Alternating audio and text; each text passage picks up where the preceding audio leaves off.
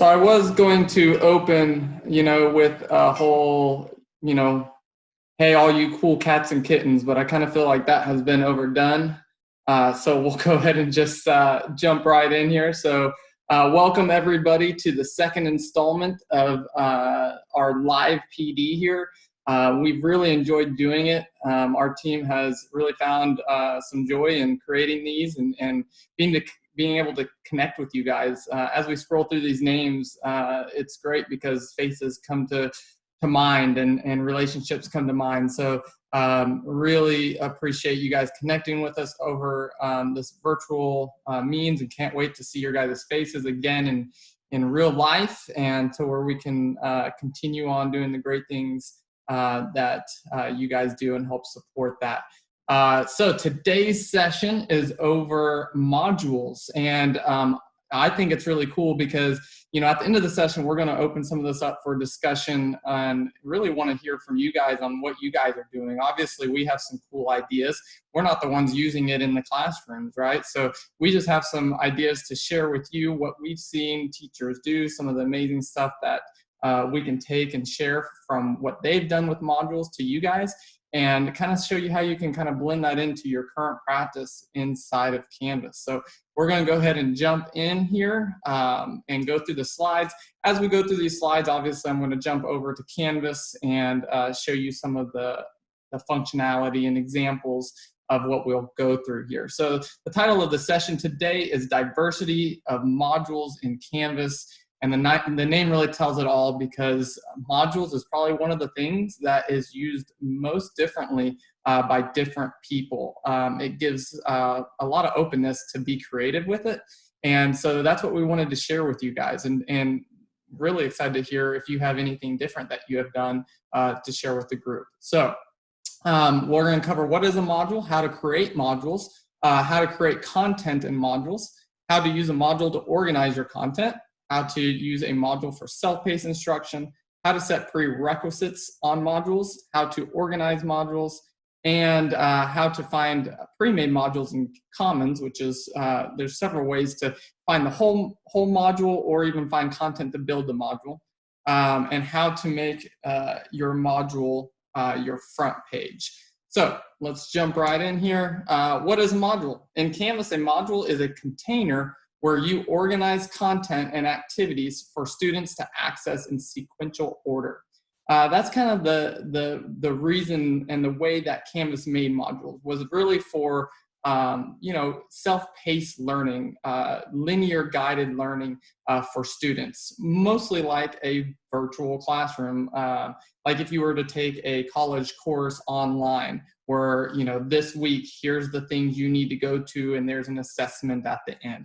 That's how Canvas kind of built modules to be, and you're going to see today that people use them in many different ways that's outside of what the initial creation method was for. But obviously that is something that can be done as well, and we'll discuss that also. Guys, also feel free to ask questions in the chat. The whole team's here, as you can see, answering questions to the side there. And so feel free to ask your questions, and we'll have some time at the end to jump in and do that as well. So the first thing is how to create modules. Anything in Canvas is so easy to create, right? So you click on your course, you get your course side menu popped out, which is all those blue buttons that you see there. And you'll click on the modules tab, and then you have a plus button. And anybody that's had basic math knows that that means to add something, right? So anywhere in Canvas you see that plus button, that means to create. And so when you click on that button, it's going to just open up a module. And one thing you need to understand is a module is, the best way to understand this is a folder. So imagine that you have, if you've taught for the last couple decades, you probably have your file folders that held your content. This is the digital way that Canvas has built a tool to help organize Canvas content. So a module is almost like folders that you can organize information in, okay? All right, so we're going to jump in. We're going to spend some time on this slide because this is where I'm going to kind of walk around and show you some different things here. So creating content in a module. So the first thing is pull from a course. So this method allows you to pull in pre-built content from a course that's already created. So here in just a second, we're going to jump into a course. We're going to make a module. I'm going to show you how to, number one, pull from your current course that you're in. Number two is to create from scratch. So the cool thing about modules too, and I'll show you this, is you can create pages, quizzes, assignments straight from the modules tab. Number three, commons. Pull content from for your module from commons or the entire module. So you could actually find in commons, say that you're doing something over biomes and you're a science teacher, you could find an entire module that's linear and has content in it for students to work in centers or in a specific time, and you could pull that whole module over and assign it to your kiddos. Number four is request content from other teachers, right? So if you have a team, you can split the duty up. You can give, hey, will you create the assessment? I'll create the information. I'll create 2 pages. Will you create 2 pages? You share, you build out your module. Now you have your module. The best thing about modules, and I think I talk about this later on, is that modules, if you create them, make the easiest way for you to take content from one course to your new course in the following year. Because what it does essentially is organize all your information. So let's jump out of here real quick, and we're going to jump into a course. And this course already has some modules in it. So let me come over here. And so you'll see I'm in a course, and then we're in the modules tab, just like that first slide showed. And then you have the plus module button up here at the top right. So when you click plus module, you just get this little pop-out window, and it wants you to name it. So we're just going to name it training. And then you have some options. You have this lock until. So this just allows that module to be seen. It's almost like a publishing button inside of Canvas. You could publish it so kids can see it, but they can't actually get to it until a certain date. So you can use that. We don't see that used very highly inside of Canvas. Then you have prerequisites, right? So you can add a prerequisite of this. So you could say, okay, I want them to do this other module before they get to the module I'm creating here. But obviously we don't have any of that. So a lot of times you want to just create the name and you want to just create the module. And as you can see, we get the module bar and the title listed here. You can see the little circle with the line through it. That means it's not published. And this is the module. And I'm going to take one step back. As you see up here, this module is not published. Neither is any of the items inside. So this is a little segue here. Let's say that these contents that are in the module are published, but the module itself is not published. If the students get to this content, it'll actually give you an error that it's not available because it's in a module that's not published. So it's always really important to publish the actual module if it has content and it's holding content for students. All right, so we have the module down here, and we want to create things in modules. Just like I said earlier, the plus button anytime in Canvas is to add information. So if we click plus, you're going to see this pop out, which allows you to add information inside of your module. So you can do many things. You can add an assignment, you can add a quiz, you can add all of these things. This is just going to break down and show you what you have.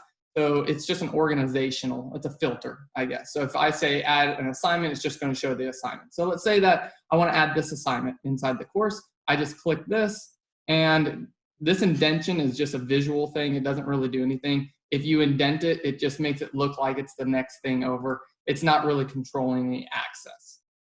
So we add it. You can see now we have an assignment. It has the assignment icon on it. Let's go ahead and hit plus.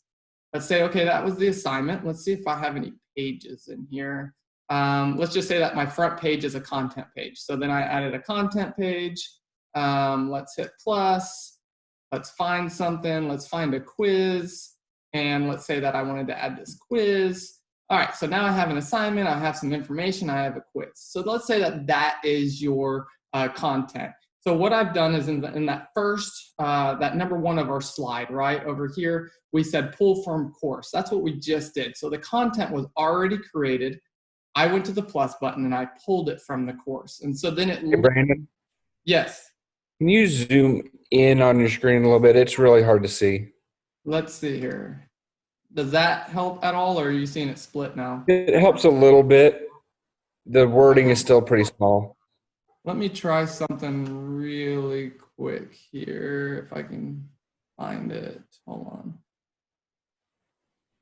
And we can do it on our view options at the top of the Zoom screen, and you can make it as big as you want. Okay, so on your side or on my side? On my side. So I am viewing it at a ratio of 150, and I can read Okay. the words clearly. And I think what this is causing is I have this on an external monitor that has a big resolution. Will you guys try that real quick and let me know if that helps on your Zoom, if you can zoom in on it? And if it doesn't, then I'll just unhook my external monitor and we'll go from there.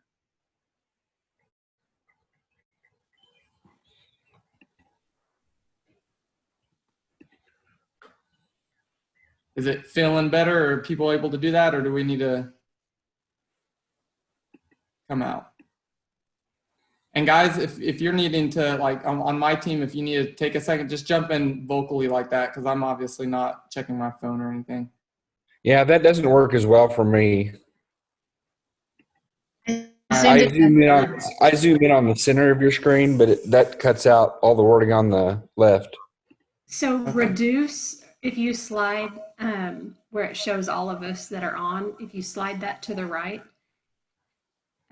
you can see pretty much the whole screen. Brandon, you could also just zoom in on the actual web browser. That would be fine too. Okay, we can try that. Is that helping? Yes, that's helping. Okay, so let's go from there. Thanks for jumping in there, guys. And feel free to do that so we can make sure everybody's getting the most out of this. So we're going to go ahead and continue on. Sorry about that. That actually helps me as well. I can see it better. So here we go.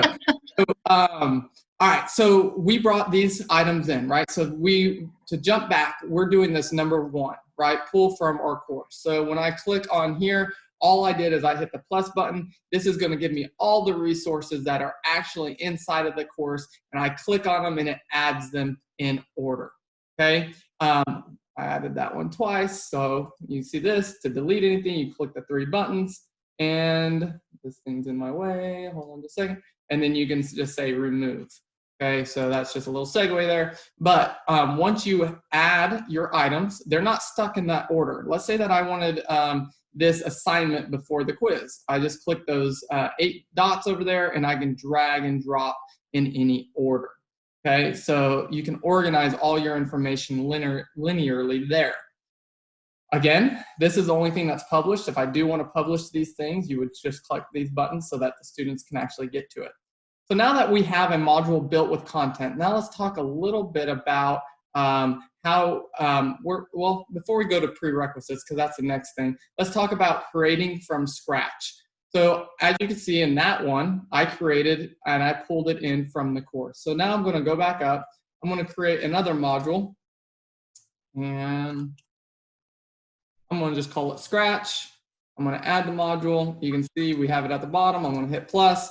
So to create from scratch, you would click on the item that you want to create. So let's say that you want to create a page, like a content page. You would actually click new page. You'd give it a title. I'm just going to call it training, and you would say add item. So what this does is it actually creates the page as if I was going to the pages in the course menu up here and creating the page. It actually creates it and drops it right in the module, so I can skip that whole step of jumping over and having to create it.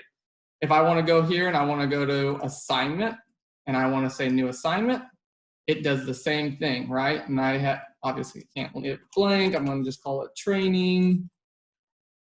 All right, and then we add the item, and now I have a training assignment. So that's how you can create it from scratch. Now, obviously, these don't have any content in them. They just created the shells. So to create the content, you'd actually have to click in on the page or the content, and then you would start creating by hitting the edit button here, and you would create that page. But you are saving yourself a little bit of steps by going ahead and creating the outline inside the modules. Then you can click on each individual item to build it out inside of there. So you don't have to jump out of the module to build it and then bring it into the module. You can do it from scratch. The next thing says pulling modules from Commons. So let's just take a jump over into Commons.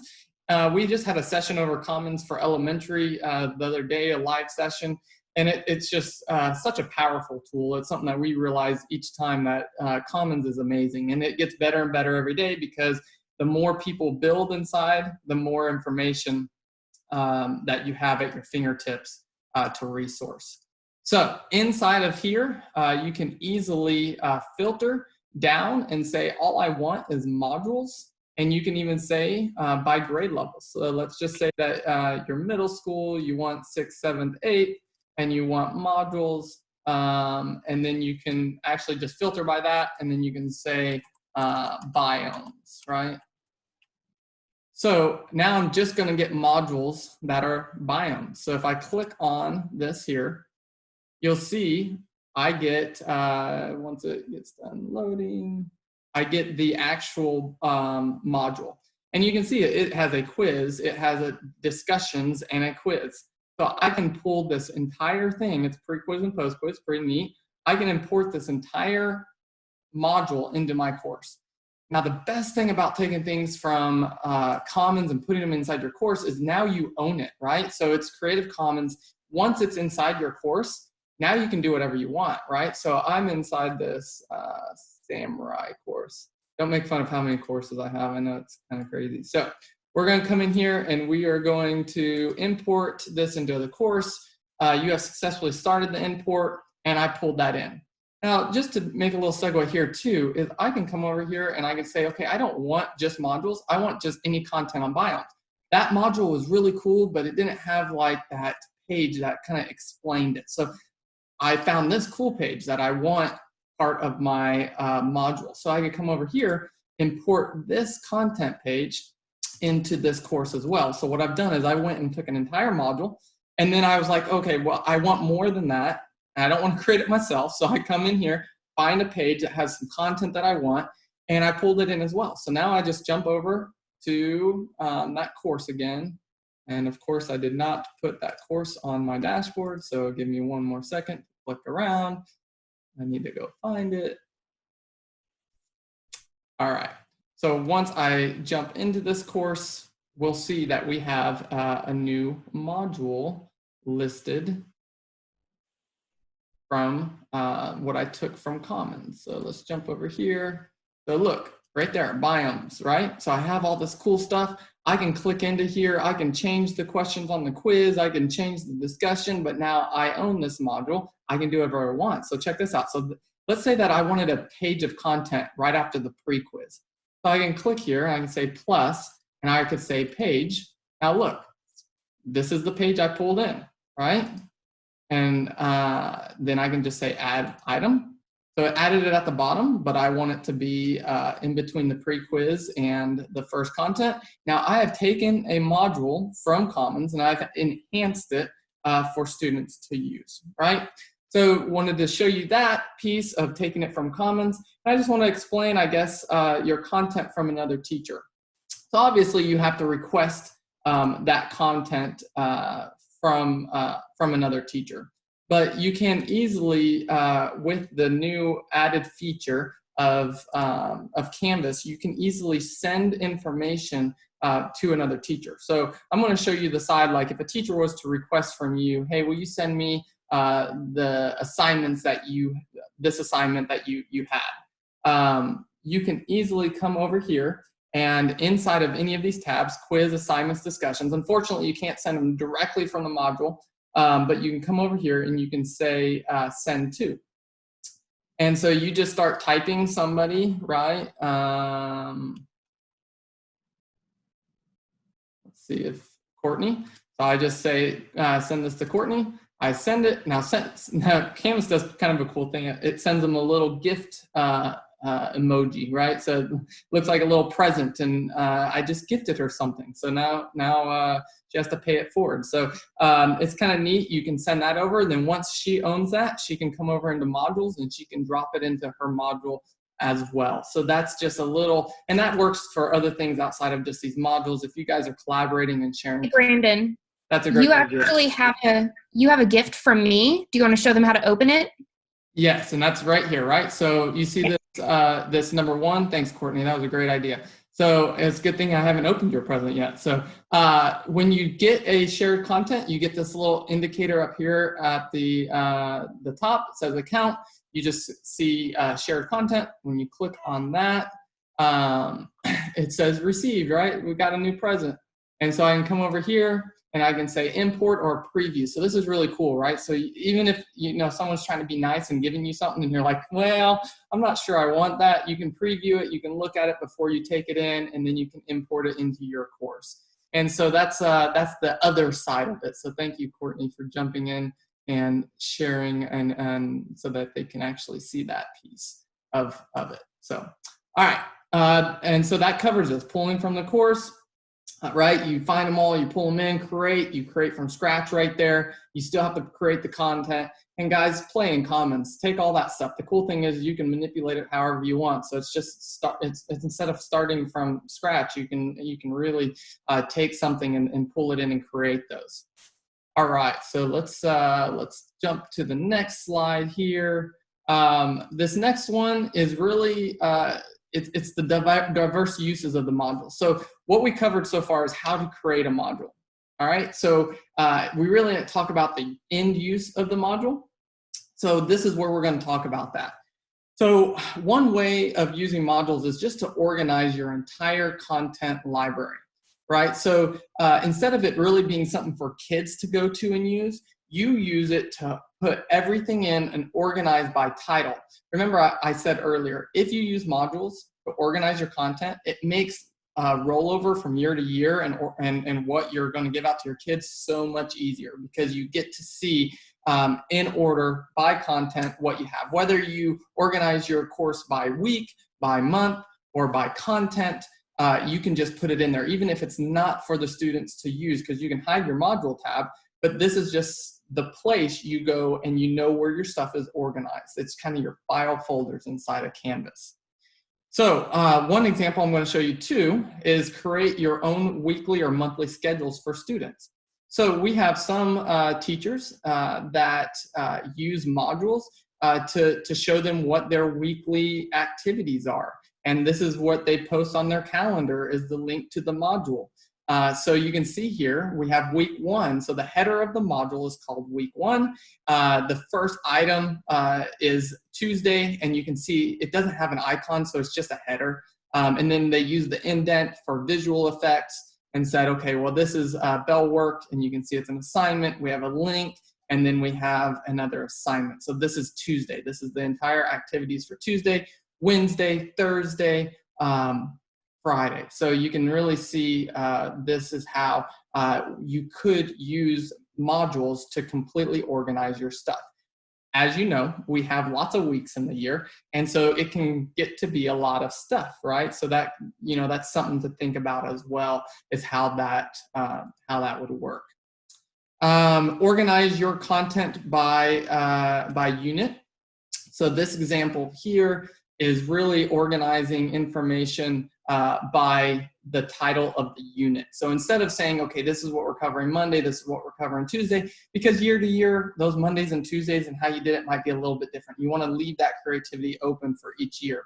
So what you would do is you could come in here and say, okay, this is all my stuff that I teach over government, right? This is all my stuff on the economy and plotting coordinates. And so this is where I kind of express to you that this is not really for students to see. This is really for you to organize your stuff. So you can come over here and say, okay, where's all the stuff I had over visuals? Because you guys know in your assignments tab, that's not organized, right? You have it organized by category, because that's where your weights are. But you have things, your plotting coordinates, your economy, and your government assignments are all going to be in there scattered, right? So this is the place where you can really organize that information.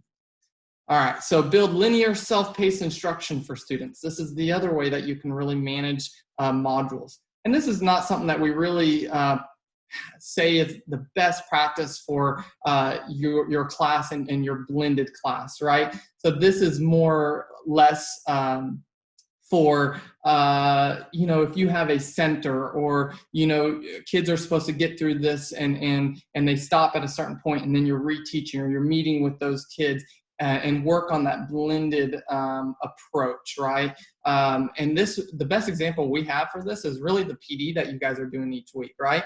So the PD that you're doing each week, you have, you know, you had your intro page, you had your learning pages, you had a quiz, you had a discussion, and really that is self-paced, right? You start and you make your way through the content. So this would be something that you can do with your students, especially now during this virtual time, is you could create these modules and just say for next week, and they can just simply come through those modules and work in a linear fashion. One thing that you can play around with and ask questions about, we might do something later, is mastery path.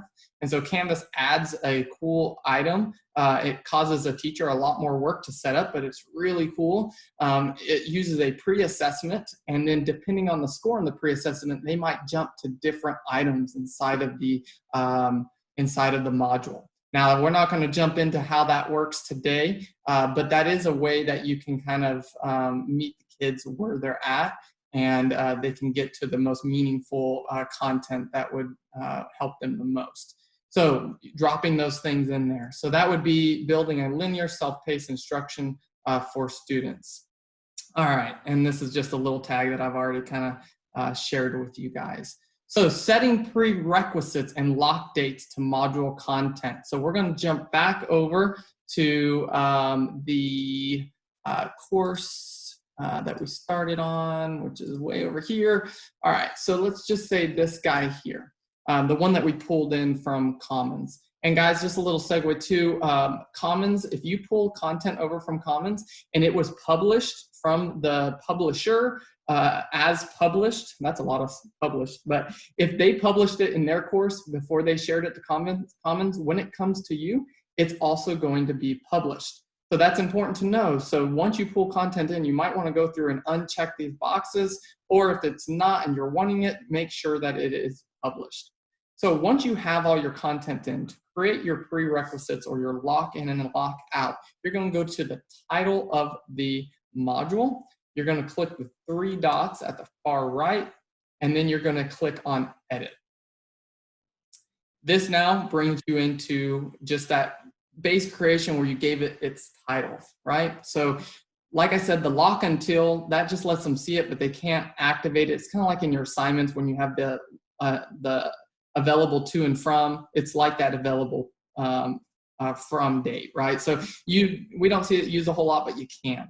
The prerequisites are here. So I can come here and I can say, okay, I want the prerequisites for this module to be this previous module. So I can say, okay, I want the Scratch module to be the prerequisite, right? And so then you can set those there. Then you have the requirements. So the prerequisites is the previous modules. The requirements are the requirements based on the content that's inside of the module. So inside of the requirements, you can say students must complete all these requirements. So they have to do all of them. That's usually the case, right? Students must move through them in sequential order. If it's a linear module, you would say absolutely, right? Students must complete one of these requirements. Well, you don't want to do that. You'd want them to complete all of them, right? So it gives you the first one, all right? So the biome pre-quiz, here's what's really cool. You can come over here and you say, view the assignment, submit the assignment, or score at least before they can move on. Well, because it's not it's a pre-quiz, we don't expect them to do really great, right? So we don't want them to restrict them from moving on because they scored badly. We could just say they have to submit it first. Well, once they submit, then they are going to be able to move on. So we can add a new requirement. So we can say, okay, on this page, they need to view it. Or they can even have a button that says mark as done, or even contribute to page if it's a wiki page and you set it up the way that students can actually comment on them. But we're going to just say view the item. The next one we have is biome the vegetation discussion. And we could say, contribute. Right? So they have to add. So you can go through here. We're going to pretend we did the other discussions. Now we're going to go to the pre-quiz. So not the pre-quiz. We're going to go to the post-quiz. and we're going to say score at least, and we're going to say 4. So they're going to have to retake that until they get 100% on that. So now I'm going to say update module now, and it just says that you've made some changes. And now this module has a whole bunch of it has a prerequisite that they have to do this module first, and it has all the requirements inside to be able to move from content to content. And guys, we'll open for questions here in a second, so I know you might have some over that and I can jump back in. But let's jump back over. We just covered the setting prerequisites and lock dates inside the module. So let's see what I have next here. All right, so searching Canvas Commons from pre-made modules. We already went through that piece. Making modules your front page of your course. I kind of go back and forth on this, guys. It depends on how you use modules, but I do want to share this with you because if you have a good reason for this, and I might let Catherine talk in a second because I know this is something she did. She built those, where do I have that example still up? Yeah. So if you built your modules like this, right? Tuesday, Wednesday, Thursday, this would be the appropriate course to where when they went home, they would see the modules. Because this is where you are, and they have buttons. Oh, that's a beautiful page. I don't know whose course this is. That's really good. But this could be a reason to put in, you know, the front page and what the students see when they click on the page as modules, because this is what they see. Now, the scary thing about it is you'd have to have this inverse, right? Because right now we're at week 1, then we're at week 2. You don't want kids to have to come to the home page and scroll all the way down to get to the most updated information.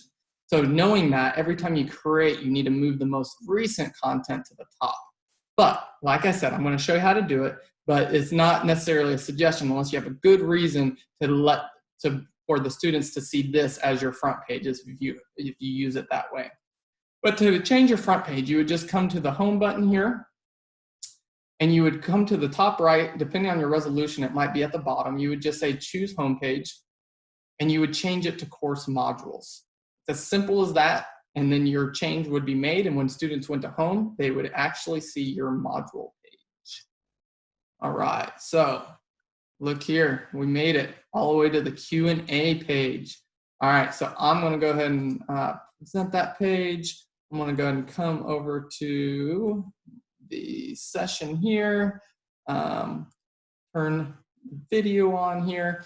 And see, do you guys have any questions, guys? I know it looks like the chat's been very active. Feel free to unmute yourself, share anything. If you just have something to share about how it's powerful for you and maybe something that I missed, feel free.